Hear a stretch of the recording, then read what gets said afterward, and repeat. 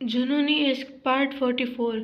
उधर दूसरी ओर बनारस की गलियों में रौनक बसी हुई थी। हर ओर शादी की तैयारियों की हलचल थी। मनिका और आरव की शादी की तैयारियां जोरों पर थीं। घर को रंग बिरंगी झालरों, फूलों और सुनहरी लाइट से सजाया गया था। ढोलक की थाप, शहनाई की मधुर धुन और औरतों के गीतों की आवाज़ें हवा में घुली हुई थीं। विराट अपनी खास अदा में हल्की सी मुस्कान लिए खड़ा था। उसकी तेज नजरें हर चीज पर टिक रही थी, सुरक्षा से लेकर सजावट तक, सब पर उसकी कड़ी नजर थी। साथ में रितिका थी, जो अपनी खूबसूरत लाल बनारस साड़ी में जैसे हर किसी की नजरों का केंद्र बनी हुई थी। उसके कानों के झुमके और माथे की बिंदी उसकी खूबसूरती को और निखार रहे थे। विराट ने रितिका की ओर देखते हुए धीमे से कहा, इस शोर में भी तुम्हारी एक झलक ही सुकून देती है। रितिका हल्की मुस्कान दबाकर बोली, विराट अब ये शेर सुनाना बंद करो और जाकर लाइट्स चेक करो, वरना शादी से पहले ही तुम्हें दुल्हन का गुस्सा देखना पड़ेगा। विराट ने हंसते हुए कहा, हाथ जोड़ लिए, माफ करना महारानी, जैसा हुक्म। और वो भीड़ में उतर आया। लेकिन उसकी आंखें अब भी हर थोड़ी देर में रितिका को ही तलाश रही थी। वहीं मनिका अपनी सहेलियों के साथ मंडप की सजावट देख रही थी और आरव अपनी बहन को फूलों के हार और सेहरा दिखा रहा था। पूरा घर, पूरा माहौल जैसे खुशी और प्यार से जगमगा रहा था। शादी की तैयारियों की चमक और भीड़ भाड़ के बीच भी विराट पूरी तरह सजग था। बाहर से वो एक हल्की मुस्कान और नॉर्मल दूल्हे का भाई लग रहा था, मगर अंदर ही अंदर वो बेचैनी से किसी का इंतजार कर रहा था। वो बार बार आंगन से नजरें हटाकर हवाओं की ओर देखता। उसकी तेज चमकती आंखें हर आहट पर चौकस हो जाती। आओ ना मेरे लॉर्ड, अब और इंतजार नहीं होता। विराट ने अपने दिल में ये फुसफुसाहट की, क्योंकि क्यों न करता वो इंतजार। आखिर वह रुद्र आखिर रुद्र उसका बॉस नहीं, उसका लॉर्ड था। वो ड्रैकुला किंग, वो अंधेरों का वो शहंशाह, जिसकी एक झलक विराट के लिए सम्मान और शक्ति दोनों का प्रतीक थी। ये शादी, ये सजावट, ये रौनक सब अधूरी लगती है जब तक आप सामने न हो।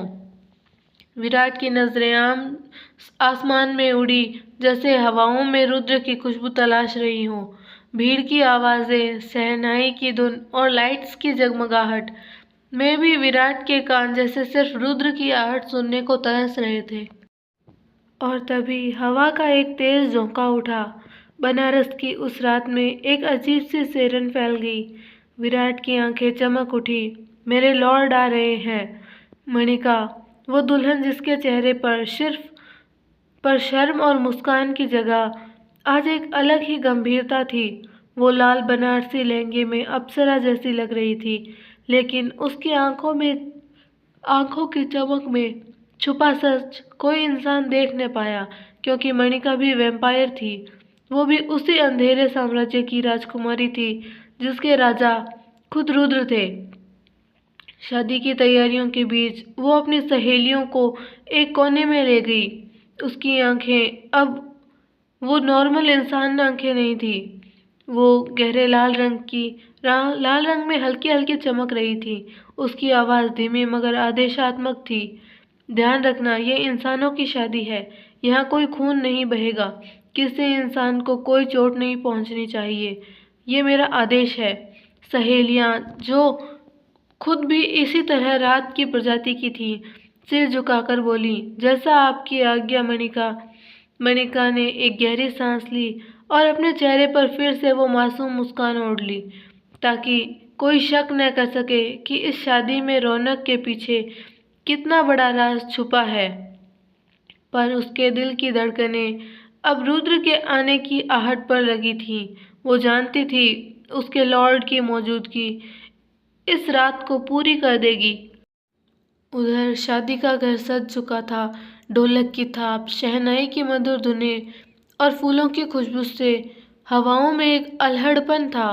लेकिन इस रौनक के बीच अद्विका की मम्मी और दादाजी की नज़रें बार बार हवाओं की ओर उठ रही थीं।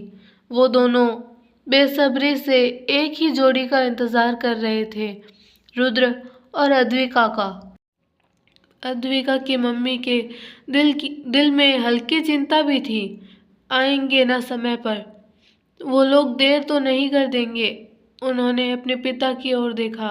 अद्विका के दादाजी, जिनकी उम्र चेहरे की लकीरों में झलकती थी, मगर जिनकी आंखों में अब भी वो रुतबा था जो कभी उनके खानदान की शान हुआ करता था। वो बड़ी शांति से बोले, रुद्र का आना सिर्फ हमारी अद्विका की खुशी का सवाल नहीं है, ये हमारे लिए भी सम्मान की बात है। वो ड्रैकुला किंग है और आज इस शादी में उसका आना हमारे खानदान की इज्जत बढ़ा देगा। अद्विका की मम्मी ने सिर हिलाया और थोड़ा सुकून महसूस किया। वो दोनों अभी आसमान की ओर देख रहे थे, जैसे हवाओं से आने वाली वो अनदेखी सवारी को महसूस कर रहे हों। दादाजी के दिल में गर्व था, जिस लड़के ने हमारी अद्विका को अपना बनाया, वो साधारण नहीं, वो रियासतों का राजा है, रात का शहंशाह है। और तभी एक तेज हवा का झोंका उठा, फूलों की झालरें हिल उठी, शहनाई की धुन जैसे पल भर को थम सी गई। दादाजी की आंखें चमक उठी। वो आ गया, उन्होंने धीमे से कहा। शादी की चहल पहल पूरे घर में गूंज रही थी। ढोलक, शहनाई और लोगों की हंसी ठिठोली के बीच किसी को भनक तक नहीं थी कि हवाओं में कोई अनदेखा मेहमान दस्तक दे चुका है। अद्विका के दादाजी के कमरे की खिड़की की पर्दों ने अचानक खुद ब खुद हलचल मचाई। हवा का एक ठंडा झोंका कमरे में घुसा। दादाजी की आंखों में चमक आ गई। वो समझ गए थे, उनका इंतजार अब खत्म हुआ। कमरे की रोशनी हल्की हल्की मंद हो गई है और फिर सामने से रुद्र और अद्विका प्रकट हुए। रुद्र अपनी काली रॉयल कोट में, आंखों में वही गहरी लाल चमक जो किसी भी इंसान को पल भर में कांपने पर मजबूर कर दे।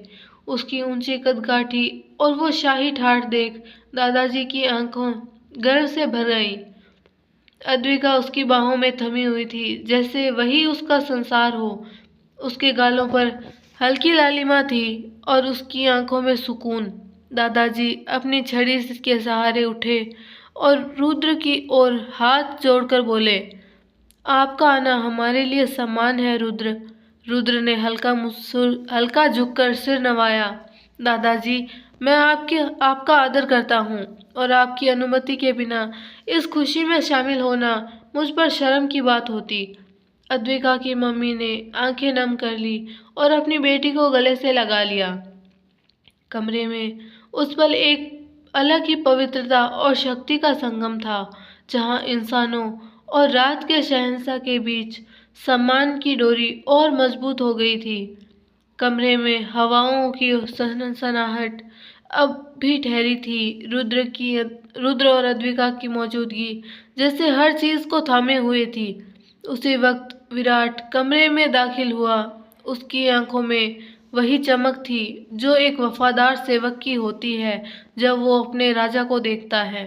वो तुरंत घुटनों के बल झुक गया, सिर झुकाकर बोला, माय लॉर्ड, आप आए, ये मेरे लिए गर्व से ज़्यादा घबराहट की बात है। उसकी आवाज़ में श्रद्धा और हल्की बेचैनी दोनों झलक रही थी, क्योंकि वो जानता था जहाँ ड्रैकुला किंग खुद आता है, वहाँ सिर्फ खुशी नहीं, कोई बड़ा कारण भी होता है। रुद्र ने अपनी गहरी लाल आंखों से विराट को देखा और हल्की सी मुस्कान दी। उसकी आवाज़ में वही रौब था, वही जादू। विराट, आज मैं सिर्फ अपने प्रियजनों के बीच हूँ, घबराने की ज़रूरत नहीं है, लेकिन हाँ, चौकसी ज़रूरी है। ये रात सिर्फ शादी की नहीं, इम्तिहान की भी है। विराट ने सिर और झुका दिया, जैसा हुक्म मेरे लॉर्ड। आपकी हिफाजत और इस खानदान की इज्जत पर कोई आंच नहीं आने दूंगा। अद्विका खड़ी सब देख रही थी। उसे हर बार रुद्र की ये शाही और रहस्यमय ताकत और अपना बना लेने वाली नरमी दोनों एक साथ मोहित कर देती थी। रुद्र की आंखों में वही लाल चमक फिर से तेज हो उठी। उसकी निगाहें खिड़की के पार अंधेरे में गहरी खो गईं। उसने अपनी उंगलियां हल्की सी उठाई और बस एक इशारा किया। वो इशारा ही काफ़ी था। अंधेरे में छुपे वो अदृश्य वैम्पायर गार्ड्स, जो इंसानी आंखों से दिखते भी नहीं थे, एक एक कर अपनी जगहों पर फैल गए। दीवारों की ओट में, पेड़ की शाखाओं पर, हवाओं में घुलते हुए वो पूरी हवेली की निगरानी में लग गए। विराट ने ये नज़ारा महसूस किया। उसकी आंखों में श्रद्धा और गर्व की मिलती जुलती चमक आ गई। वो धीमे से बोला, माय लॉर्ड, आपकी योजना बेमिसाल है। अब कोई परिंदा भी पर नहीं मार पाएगा। रुद्र की आवाज़ गूंजी, गहरी और सधी हुई। ये शादी सिर्फ एक खुशी का मौका नहीं विराट, ये रात कई परखों की रात है। अगर कोई हमारी इज्जत, हमारे अपनों या हमारे राज पर हाथ बढ़ाएगा, उसका अंजाम वही होगा जो मेरे दुश्मनों का होता है। अद्विका ने रुद्र की आंखों में वो तेज देखा।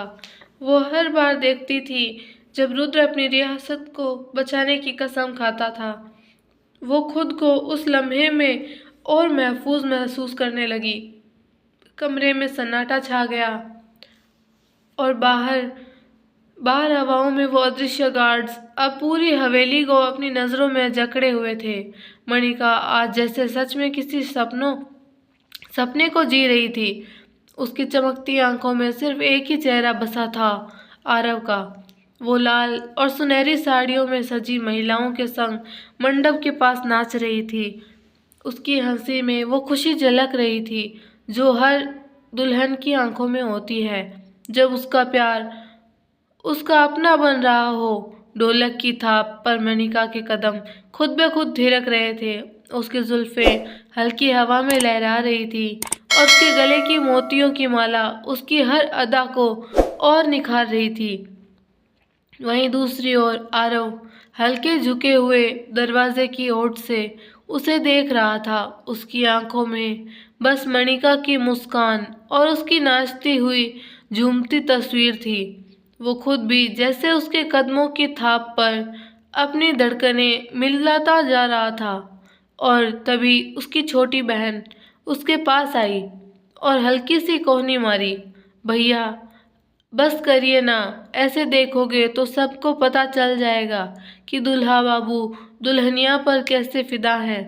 अद्विका ने शर्मा कर नजरें फेर ली, मगर मुस्कान उसके चेहरे से हट नहीं पाई। वो बोला, तू भी ना, जा और देख, मणिका का ध्यान रखना। बहन हंसते हुए बोली, हाँ हाँ, ध्यान तो हम रखेंगे, आप तो बस ऐसे ही चोरी चोरी ताकते रहिए। पर पूरा माहौल अब शादी की खुशी में महक रहा था। मणिका की आंखें भी आरव की नज़रों की तपिश को महसूस कर रही थीं और उसके गालों पर हल्की गुलाबी लाली उतर आई। अगर आपको हमारी स्टोरी पसंद आई हो तो स्टोरी को लाइक, शेयर एंड चैनल को सब्सक्राइब करना ना भूलें और बेल आइकन नोटिफिकेशन को ऑल पर सिलेक्ट कर दें ताकि हमारे सारे वीडियोस की नोटिफिकेशंस आपको मिलती रहे। धन्यवाद।